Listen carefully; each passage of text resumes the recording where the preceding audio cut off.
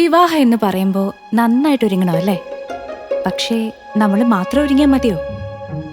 പോരാ, ആളൊരുങ്ങണം, അരങ്ങൊരുങ്ങണം.